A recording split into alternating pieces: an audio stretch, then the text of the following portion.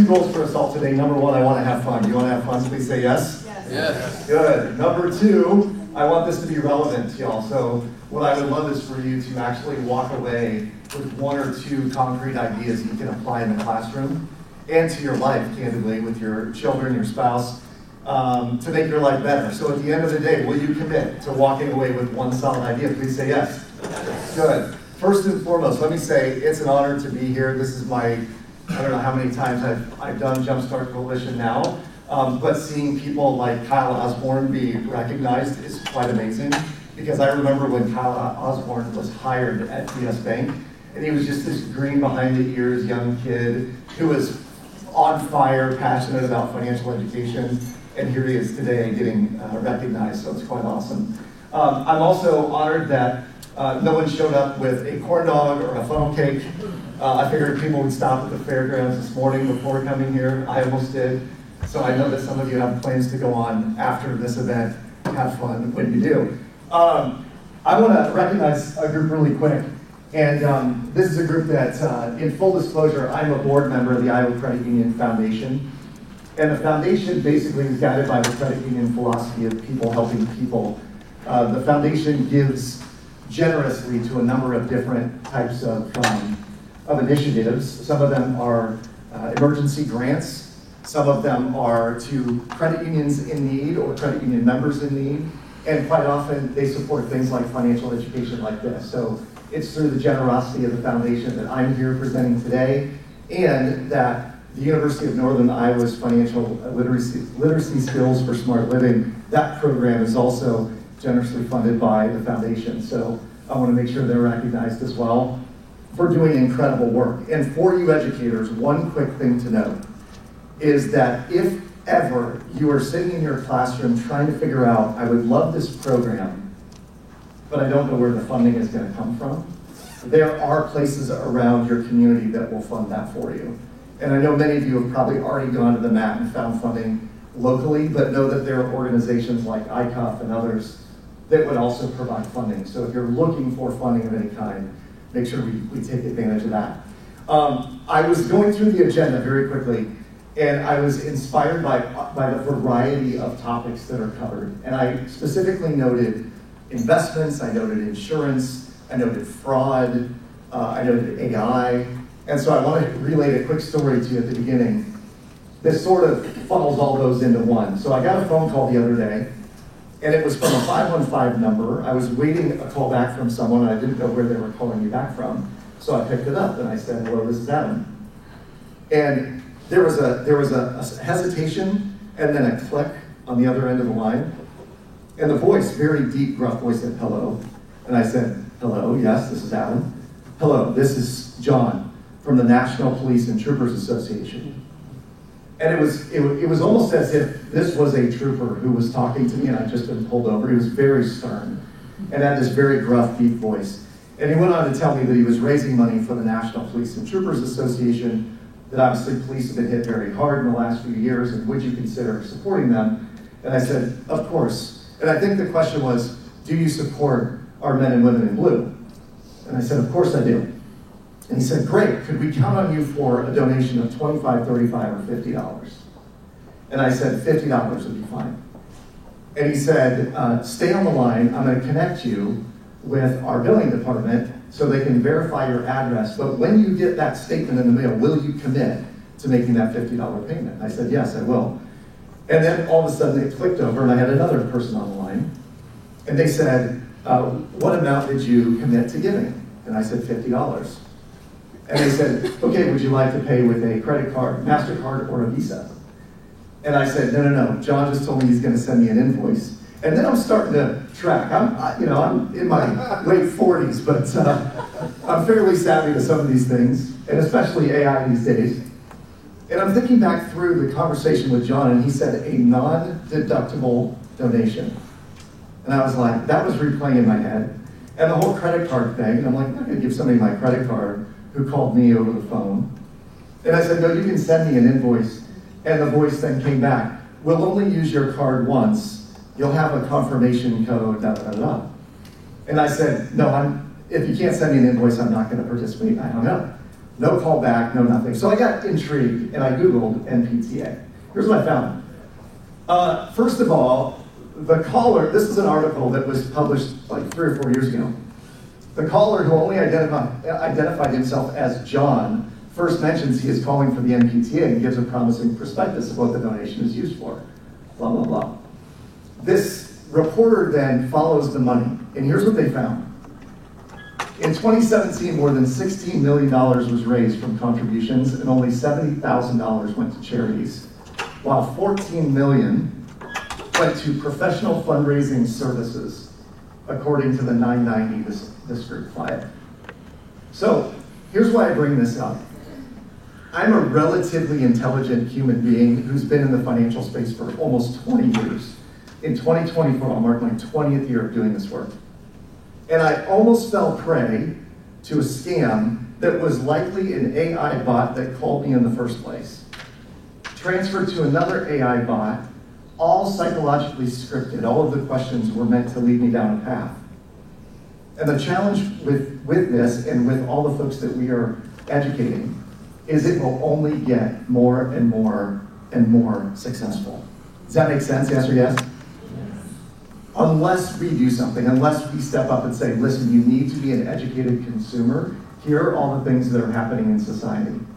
And so what I want to do is I want to do a little bit of a retrospective because, as I mentioned, I met Kyle in 2012, 11 years ago, right? And you were in your 20s and I was in my 30s, let's say, right? Should we say that?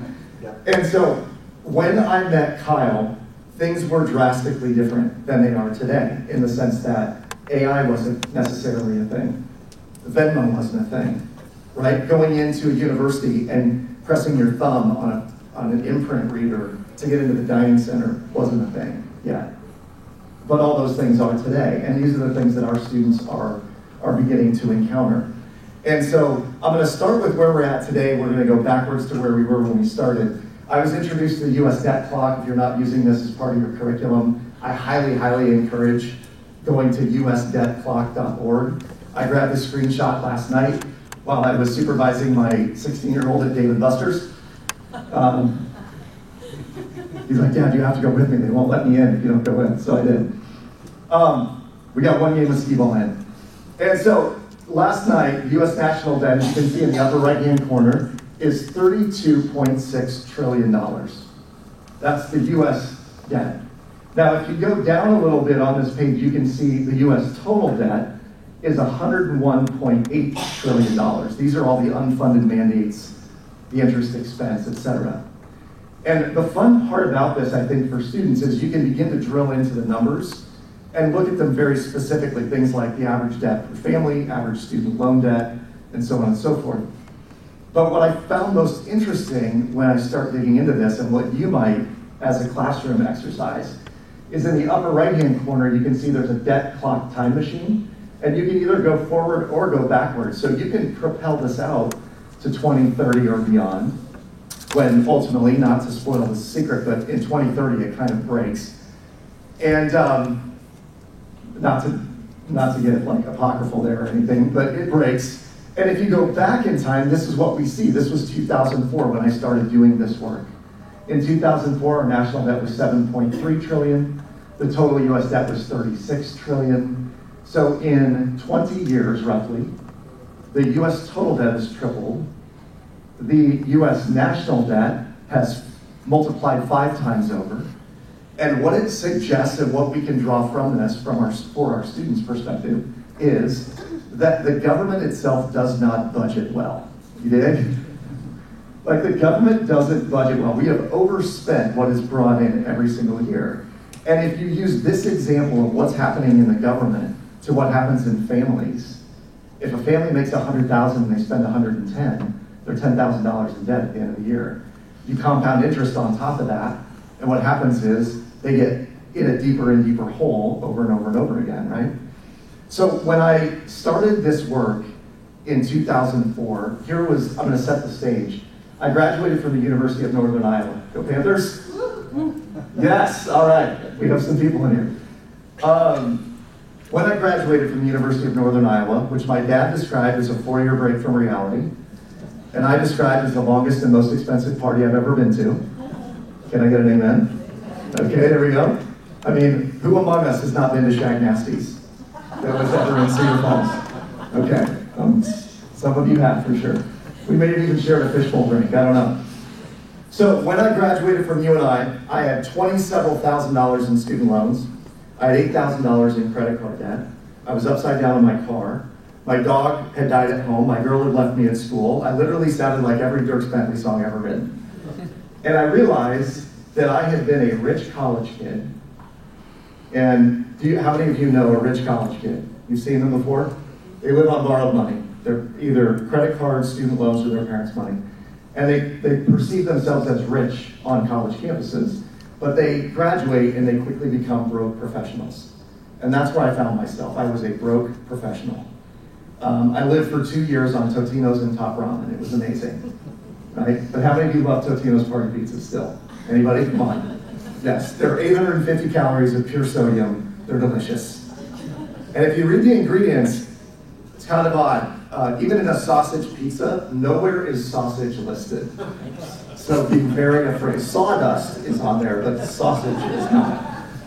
So I lived on Totino's and Top Ramen, but my wife, my newly minted wife, and I realized that if we could live on one income, we could use the other income to blast away all of our debt.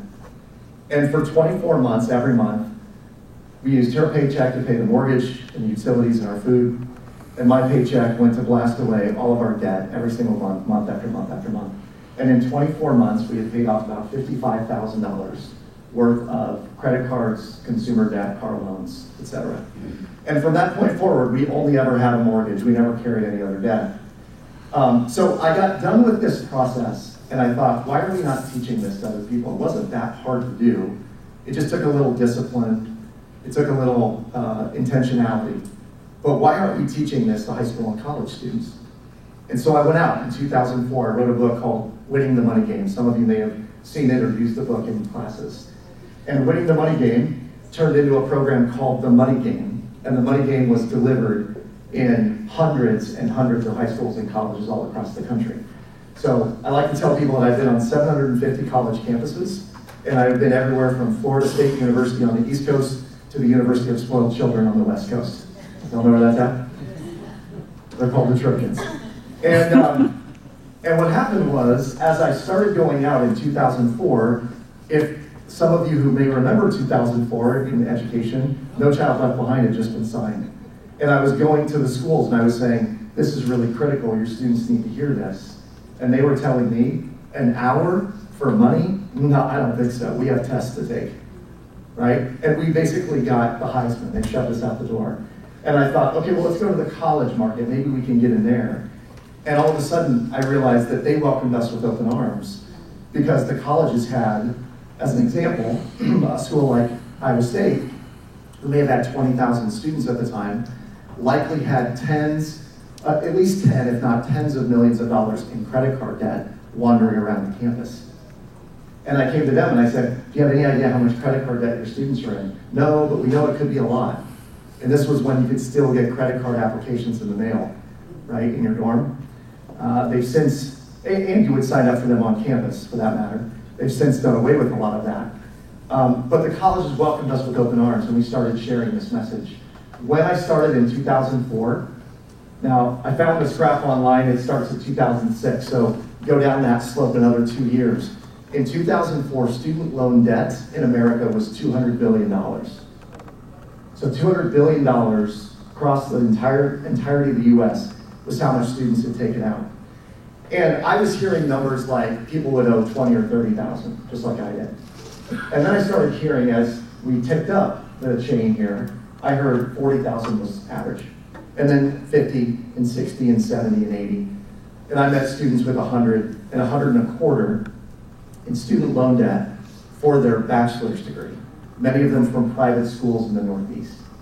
And I was at this school and one kid came up and he said, I'm a little freaked out, I have $125,000 in student loans. I said, what is your degree in? A Bachelor of Arts. He said, I have an HR emphasis. And I was like, this is criminal. You know, the fact that you were even allowed to do this is criminal. So I mentored this young guy. We figured out how to knock down his debt. We got some forgiveness in place. He ended up negotiating a settlement with one of the companies because it was a private lender that did some nefarious things. But he ended up knocking it down to $70,000. And then proceeded over the next 9 years to knock the 70 grand out using some of the strategies we told him about. But as you see on this historic total, as you go up the chain, we are today, sitting currently in 2023, at $1.78 trillion in student loan debt. Most notable on this thing is, when I started in 04, we were at 200 billion. But if you look at right around 08 through 2014, so 6 years time, it doubled. It went from 0.68 or 600 billion to 1.2 trillion, doubling in that amount of time. And you could argue that some of that was 07, 08, the mortgage crisis, that student loan debt was actually the most free-flowing debt you could possibly get. So a person could apply for a class in a community college and then apply for student loans. They would get their check, they would drop out of the class, and they'd go on their merry way. And that's where a lot of that student loan debt started coming from. However, today, it's starting to peak, it's starting to even out a little bit, and I 100% believe that it is the end result of the work that all of the folks in this room and all of the other Jumpstart Coalition and teacher rooms are doing, where they're educating students about the perils of leaving college with a massive, massive amount of debt. And I wanted to talk about this because it sort of suggests how do we get there and what do we need to do to prevent our students from getting there, if that makes sense. And by the way, I'm all about audience participation. So when I say savvy, you say savvy. Savvy? Savvy. When I say you dig, you say we dig. You dig? We dig. Okay, good. So here is how Iowa students rank on debt. Currently, students in the state of Iowa, on average, leave school with $41,599 in student loan debt. We rank 28th out of 50 in the US. And I'm just curious, this is just a throw it out there, give me your best guess answer. What is the student loan payment monthly on $41,600? How much would a student pay per month on that amount of money? How much? Good guess. 4 to 5. 4 to 5, good guess. 700, good guess. 800, okay, before I tell you the answer, I would ask students when I was out interviewing and doing programs on college campuses, if you had $60,000 in student loans at 6% interest over a 10-year pay period, how much would your payment be? And the answers that I got from them, after smoke was done flowing out of their ears, some students said about $100 a month. And another student told me probably $1,200 a month. And what that said to me, and it ranged all the way across the board, very few of them got it right. The right answer to this number, $41,599, is $525 a month. So a student coming out, on average, an extra $5.25 they're going to spend towards their student loans. And the actual number on the 60,000, 6%, 10 years, is closer to 700 to 715. That was the actual number. But their answers, 100 to 1,200, suggested one thing to me, that there is no context whatsoever that students have to paying back a significant amount of money over a period of time. They don't fundamentally understand amortized debt.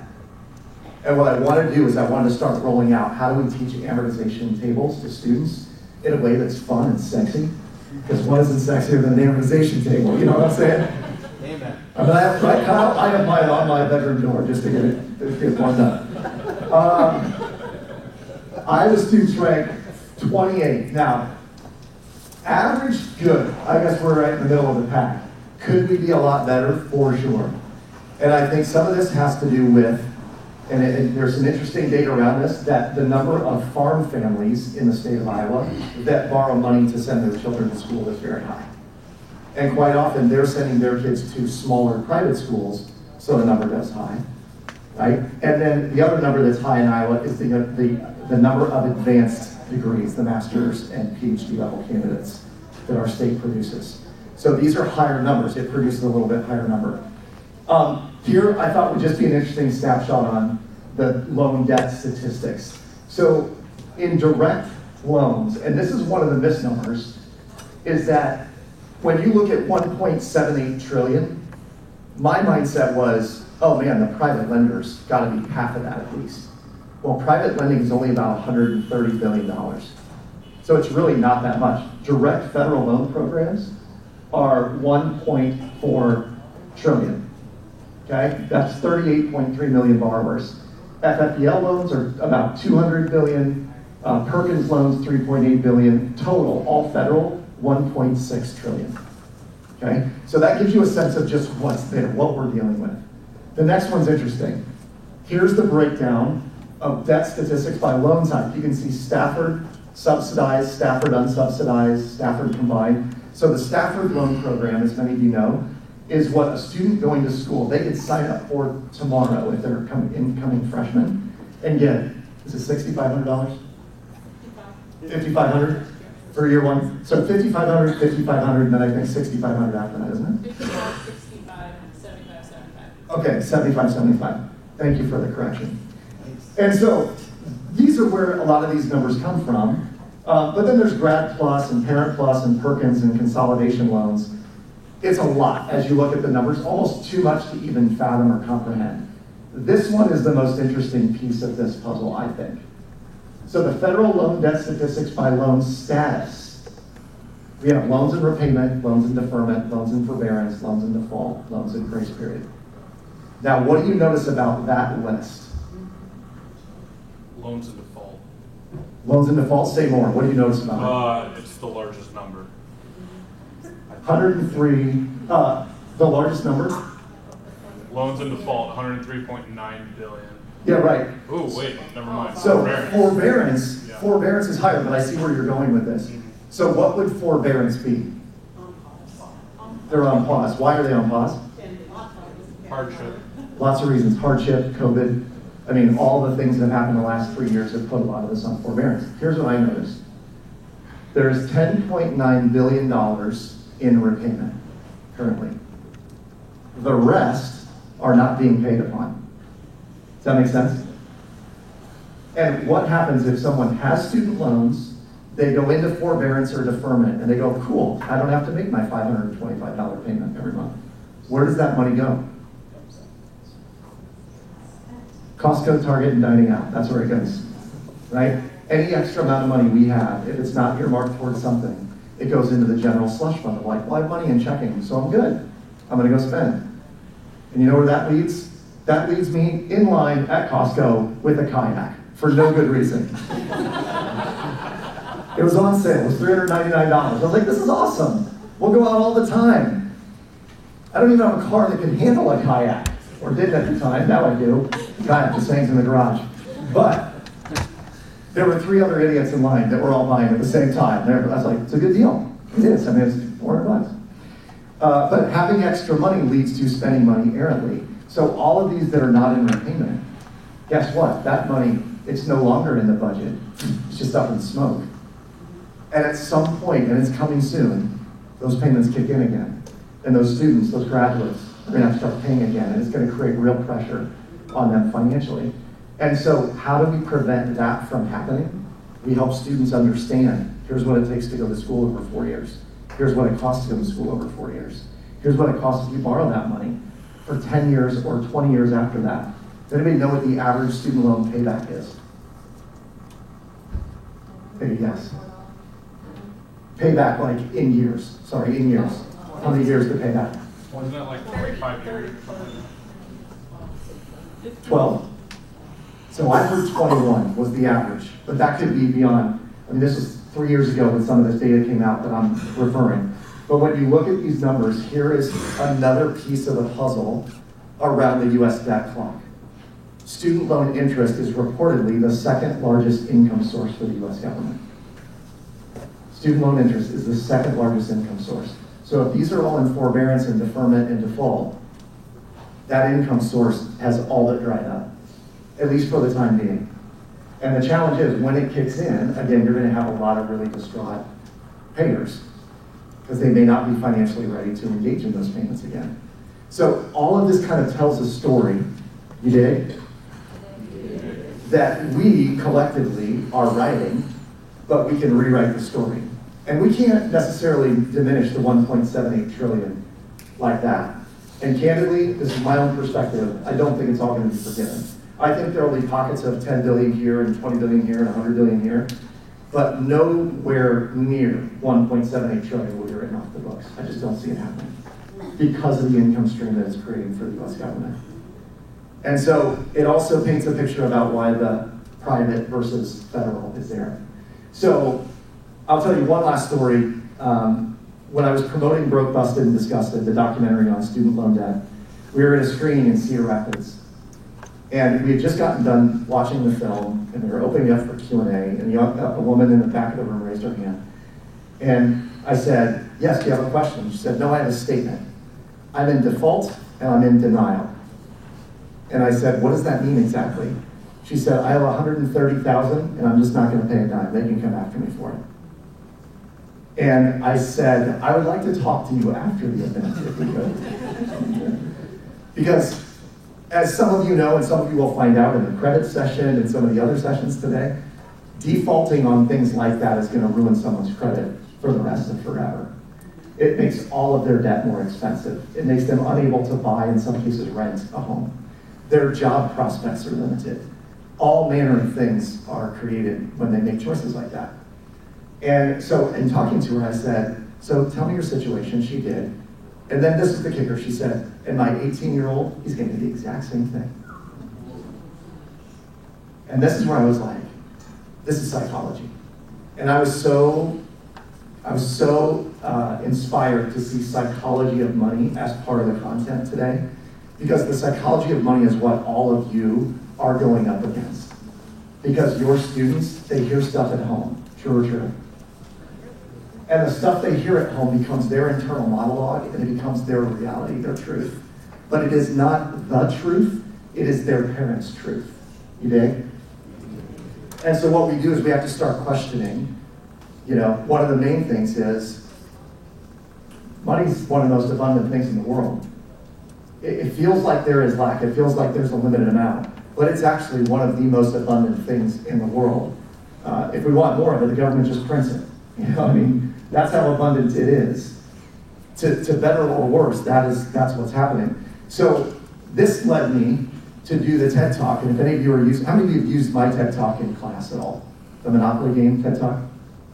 A few. How many of you have never heard of the Monopoly game TED Talk? Okay, can I give you just a primer? I was playing Monopoly with my kids one day, and they were playing slightly outside the rules of the game. They were buying each other out of jail, they were loaning each other money to buy properties. The whole time I'm like, I love the socialistic nature at which you're playing this game, but this is not how, this is why we're here 6 hours, you guys. And I'm watching them play, and they're like, no, I just want to roll the dice and move the pieces. And I'm watching them handle the money, and it was just like, you know, toss it, throw it, crumple it up. It's all wrinkled and sweaty and nasty now anyway. And I thought, what if the money is real? Because what I was seeing on college campuses were students who had no idea what tuition cost, no idea what a dining center meal cost. They had no idea at the end of 4 years how much they borrowed. That money was largely irrelevant, or what I would call abstract. It was so abstract they never handled it. So I had this thought, what if the money were real? Would they play Monopoly differently? So I went to my credit union on a Friday afternoon, I went to the teller window, and I said, I need all of these denominations of bills, just like you find on the Monopoly board. And it ended up being about $9,990. Right? Does anyone know why it was $9,990? Kyle, inform us, please. There's the Patriot Act that enacts at $10,000. Right, so there's a lot of paperwork I'd have to fill out at 10 grand, and I knew that. So I asked for $9,990. What I didn't know, this is a total sidebar, I took it back, I deposited it in 2 chunks, which looks like structuring. And so that's not good, that's not a good idea. But I took the money home. Of course, all the tellers around the window like, what are you gonna do with this money? And I go, it's cool, I'm going to the Prairie Meadows, I'll be back in 20 minutes. And so I go home and I set the money out. We played, on Sunday, we played an all-cash, high-stakes game of winner-take-all Monopoly. Just kidding, the kids got 20 bucks, who won? But when we set it out, you've never seen kids' eyes light up like mine did when $1,500 in cash was given to them. And you've never seen anyone's eyes light up like my wife's when I took it all back to the bank. But my kids played differently as a result of having cash. And what it suggested to me was the abstract nature of money. If kids are never taught money in its concrete form, they will do whatever they see, which is they'll use their watch to buy stuff at Hy-Vee, right? They'll go hit one-click ship on Amazon. They will order and order and order and not feel the effect of it. In college, they'll go 4 years or more in an environment where there are no payments due. Savvy? You remember what it was like, right? 4 years, no payments. You're like living in a, that's why my dad told her break from reality. And now it's a thumbprint. I exist, therefore I buy candy bars at the convenience store. That's how it goes on some of these campuses. And so I did this, and here's what it taught me about my kids and about humanity, is that my kids actually had a very, very concrete, fundamental understanding of money, but we had to give them money to make mistakes with for them to learn it. And when I say give, I mean that loosely. They did chores, and we paid them an allowance. They didn't get the allowance unless they did the chores. But at the end of them getting their money, we would say, now, everything is on you. All the things you want, the ice cream trips, you want to go to Dunkin' Donuts, a friend of yours invites you to a birthday party, you're paying for all that. Because you have money to do that. And our theory was this: if our kids can make mistakes at $5 and $10 and $20 and $50 increments, but they're under our protective umbrella, they won't make $1,000 and $5,000 and $20,000 mistakes when they're in college. That makes sense? And so we started doing this with them. My youngest son was 7. My daughter at the time would have been 11. From 11 to 14, Piper followed everything religiously. And she, at 14, had enough money set aside in savings and checking and all that, that we were like, you really don't need the allowance anymore. You can stand on your own 2 feet financially, now that you can also get a part-time job or babysit or do whatever. And the end result was this. I have a 16 and 18 and a 20-year-old now that are all very financially viable. They could go off on their own and do their own thing, even a 16-year-old, right? And it was all because what we did was we made money very, very concrete. So your challenge, should you choose to accept it, using a little Mission Impossible for this year, is how do you make money as real as possible in the classroom so that they're tangibly handling it, not yours, right? But you can order a movie theater prop money, $100 bills that look very real, and you could have them physically handle it and get the feeling of what that's like. And the reason this is so important is financial abstraction is everywhere. How many of you have been to Walt Disney World in the last several years? Anybody? Did you get a Magic Band? Yeah. Did you get your kids a Magic Band? Okay, good. Yeah, because the Magic Band's function is your room key and your park pass and your wallet and photo ID when you're on park property. So if your kids, if you enable them to use your credit card, which can be powered on that Magic Band, and they're like, I want an Mickey Mouse ice cream bar, then bibbidi bobbidi boop, your vacation just got a whole lot more expensive, right? They meant for it to be abstract. And in fact, more and more places are making things more and more abstract because it's easier to spend money. There was a Dun & Bradstreet study done years ago that they watched one McDonald's for like 8 hours. And what they found was that people who paid with a credit card spent 17% more than those who paid with cash. And this is true no matter what. So I ask you this. How many of you, if you had a $50 bill or a $100 bill, you would be hesitant to give it up? You keep it on your person. How many of you? Raise your hand. Raise them high. How many of you have that 50 or 100 squirreled away somewhere in your phone case or your purse? Now it's like firmly crisp, like it's been through the dry cleaners. You've had it for so long. Okay, same group. How many of you have ever hit one-click ship on Amazon for $47? What is the difference? What's the difference? It's physical, right? Like when I hand over a 50, there is a pain sensor that goes off in your brain, like, this is painful, I don't like handing this over. But when we hit one-click ship, what goes off in your brain? A pleasure sensor, because you're like, I'm in positive anticipation of this thing arriving at my door. My neighbor had this happen to him. His daughter, who's a very precocious little 4-year-old, loves Legos, managed to log on to Amazon, order $80 worth of Legos, and have them delivered to their front door. All abstract. So So one day she's sitting by the back door. Ryan, my neighbor, is telling me this whole story. He's like, Cora was so excited. She's sitting by the back door for 2 hours. And we were like, what are you doing? I'm waiting for the Amazon truck. And they're like, what is this about? And she thought maybe open a cookie their dog likes to get a little treat from the Amazon driver. No, she was waiting for a gigantic bunk she could fit in of Lego she had ordered on her parents' credit card on Amazon, which was preloaded. This is the world we're in, folks, right?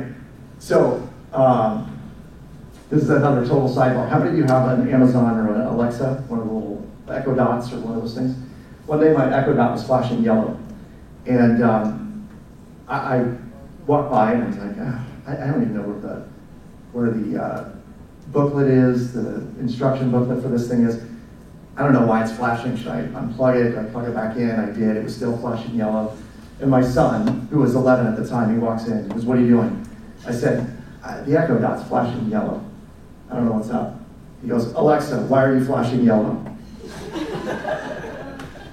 And my mind literally exploded.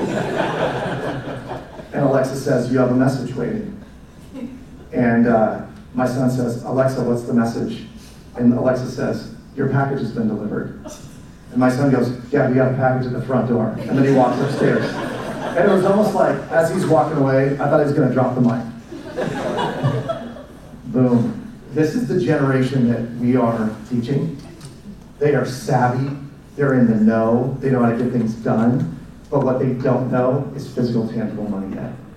And they don't understand the pain sensor that fires when I hand this over, because most of these kids are using debit and credit cards. And when I started teaching in 2004, my messages were things like, if you can eat it, drink it, or wear it, it doesn't go in plastic. Right? If you can eat it, drink it, or wear it, these are all consumable things, then it doesn't go in plastic. Because you'll be paying for that month after month after month, and you've already eaten it, drank it, or worn it.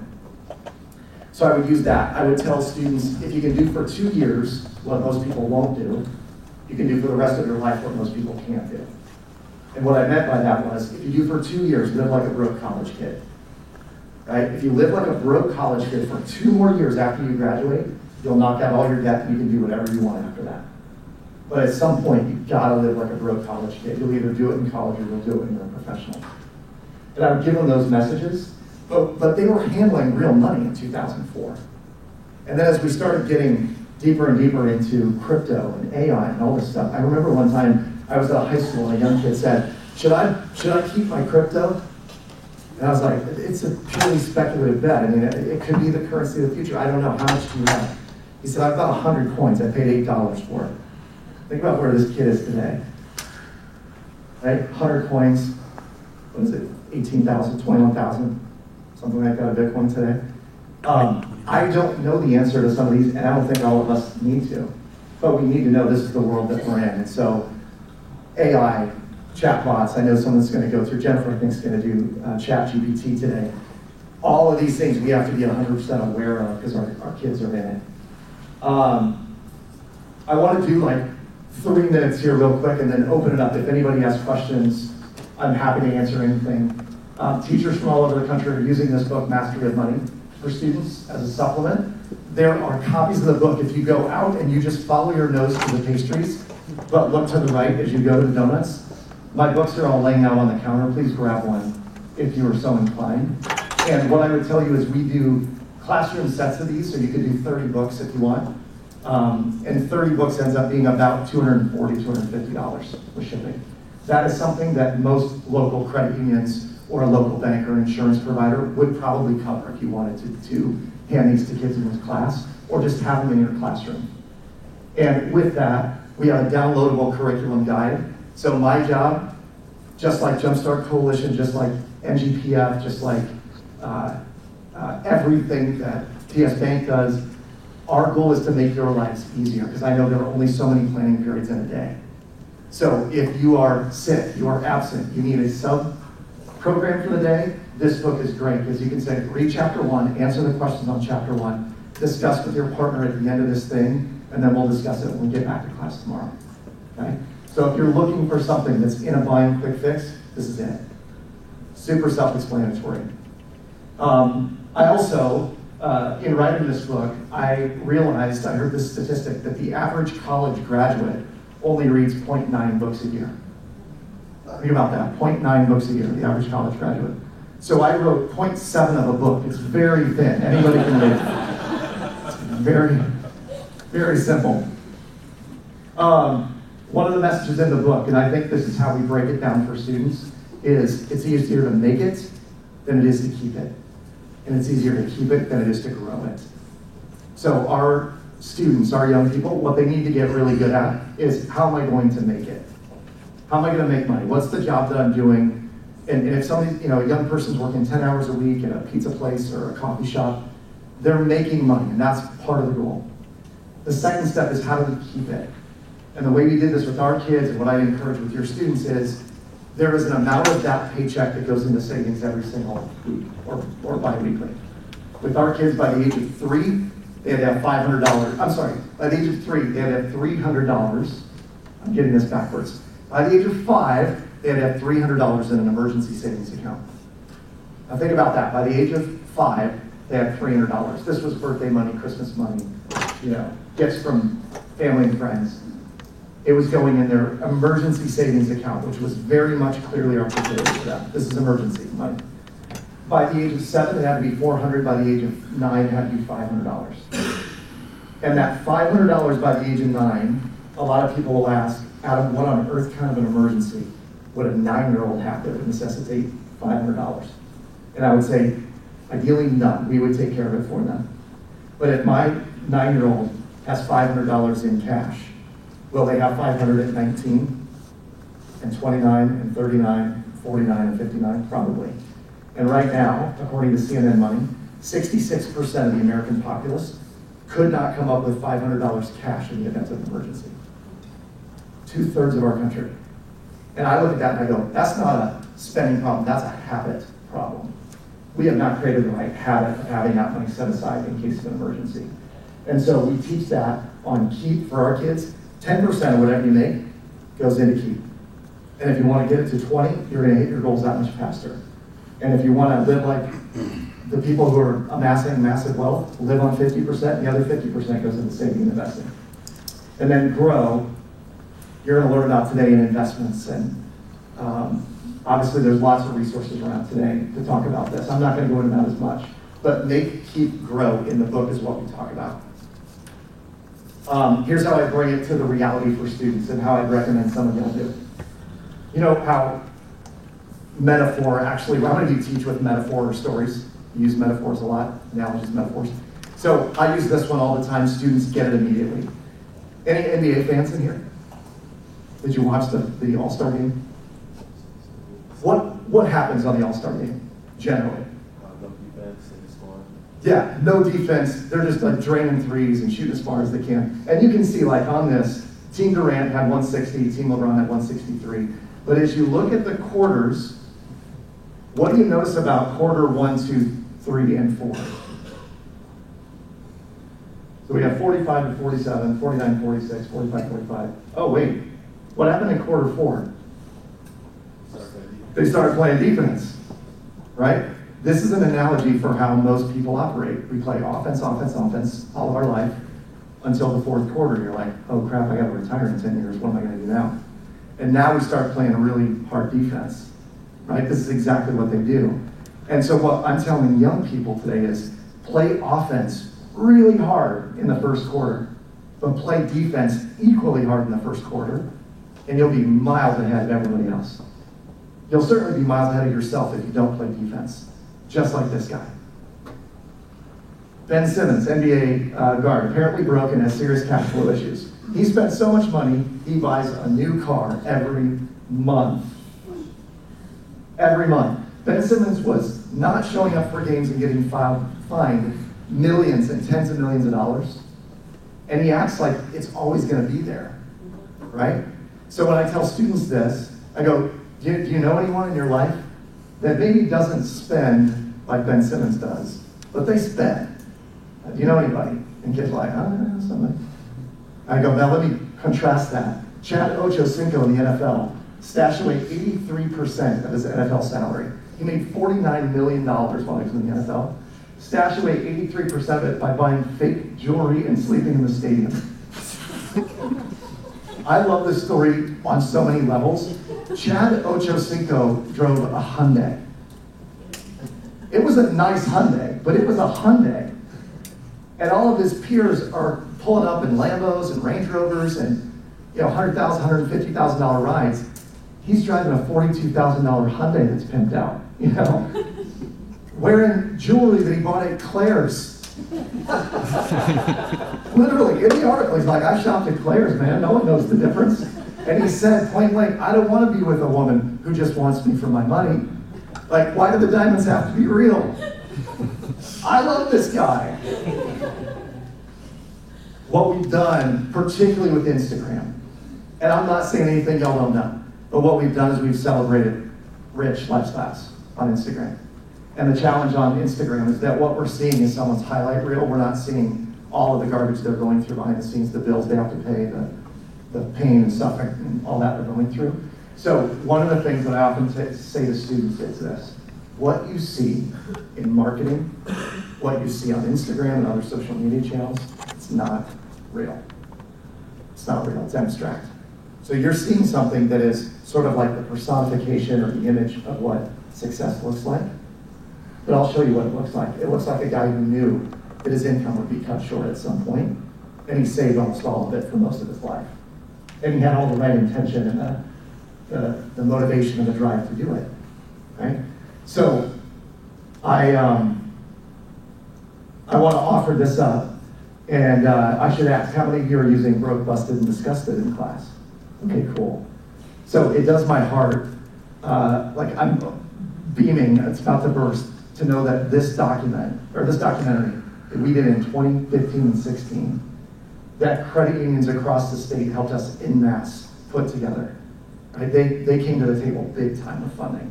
And we crowdfunded this thing. We raised $67,000 in 45 days to shoot and produce this documentary.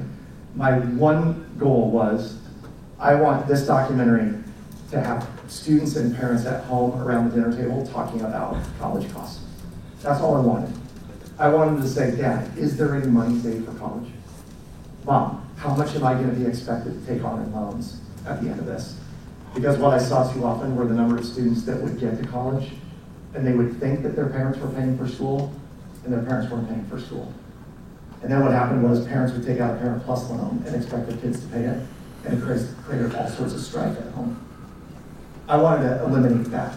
So here's what I offer. If you're using this already, great. If you want to use it, you go to brokebustedDisgusted.com. Use the code SHARE when you check out. S-H-A-R-E, all in caps. S-H-A-R-E. You'll be able to download a free digital version of the doc, and then you can play it as much as you want in classes. And for that matter, send it home to parents if you want to put it on Parent Square or whatever your app is. Put it out there, put the share code, and let all the parents watch it. Because I think if we can get more teens and preteens watching this doc with their folks, we'll have less and less debt. We'll get that 41.6 number down to 39 and 35 and 30 over time. You dig? Cool. Last but not least, there is an educator by the name of Kyle Van Osdal. And if you know Kyle, he's an amazing financial education teacher. I met Kyle at a DECA or FBLA convention, I believe. And I mentioned this program that I put together to Kyle. And Scholarship Mastery was the byproduct of me going to a financial advisor and saying, how much will it cost to send my 3 children to UNI? And this financial planner gets on their app and they're clicking all the numbers and they're factoring in appreciation and inflation and cost of living. And he spins his monitor around, excuse me, and the number was $750,000 to send my 3 children to UNI. Now this was when they were young, and it's definitely not that today. But I was like, I could buy an apartment complex for that amount of money. And then I started researching scholarships, where you get our kids to go to school for free. And so out of about 150 hours of research, we put together Scholarship Mastery. And it is 4 videos. It is finding the funding, applying with ease, writing a killer essay, and acing the interview. And what Kyle did was he created a class, a 1-credit class. And he opened it up to students at his high school. He had 12 students participate his first semester. Those 12 kids generated $111,000 in scholarships. And every day they would come into class and say, what are we working on? What are we researching? What are you gonna write today? And then they would have each other edit, and they were in it for each other. Only one student didn't get money for school out of those 11 or 12, right? So if you wanna use this, scholarshipmastery.com, and what happens is a student will put in their name and email address, but we do not spam them, we will not email them. All we wanna know is which school districts are they coming from, okay? So if students wanna do this, have them go in, whether it's a class or you just have kids that are like, I don't know how I'm gonna pay for school, this is the way to do it, okay? My gift to you, along with the book outside. So that, the documentary, the book, and if you want to stay connected, we are going to launch the Mastery of Money podcast in September. Could be a great way for students to learn, certainly for y'all to learn. We're going to have a lot of great commentary and guests on the show. The Build a Bigger Life podcast is out there right now. We have about 175 episodes, and you can always find me at adamcarroll.info. Does anybody have any questions for me before I wrap? Please. You both, is that appropriate for anything? It would be. It would be okay. Yep. That or, I missed the question, I'm sorry. yeah, I'm sorry. The question was, would Mastery of Money be appropriate for 8th grade? Yeah. And when we wrote, Winning the Money Game was our freshman effort, and it was probably written more at like an 8th to 10th grade level. And then Mastery of Money for students is a little bit more advanced, but 8th graders still are going to get it because they're on the verge of getting jobs and handling their own money. So absolutely, yeah, great question. Any others? Yeah. Scholarship match, is there a code? No code. Once they get the email and first name, last name, email address, they're in. Yeah, great question. We screened both Brooke Busted and Disgusted at the University of Iowa years ago. Yes. Is it okay that I gave financial services there and share code? 100%. Okay, thanks. Yeah. Yeah, at this point, when I started doing that, for the nature of full disclosure, we sold the documentary to CNBC in 2017. They aired it. It was right after Shark Tank. It was really cool. It was like the global premiere of Broke, Busted, and Disgusted on CNBC. It was quite awesome. But once we sold it, and we had licensed it to a couple of financial firms, we're now 6 years removed. The data is still good. The story is still appropriate. But years ago, someone asked me, what do you want to have happen with this? And I said, I want millions and millions of people to see it. And he goes, then it has to be free, doesn't it? And so that's why we did share. So feel free to share it far and wide. We want millions of people to see it. Yeah. Here's what I tell you. I honor and appreciate every single one of you for what you do every day. Because I know teaching insurance to high school kids is probably not fun some days, right? They don't want to know that. They want to know how to be Ben Simmons. They don't want to know how to be Chad Ochocinco all the time. And so we gotta make it relevant. We gotta bring it down home to them. We gotta make money concrete. But I applaud you, I acknowledge you for all the work that you do. Thank you. I know you're about to go back to the fields and start working again. So just know that I appreciate you immensely, and I just appreciate being here. Thanks, everybody. Have a great rest of the day.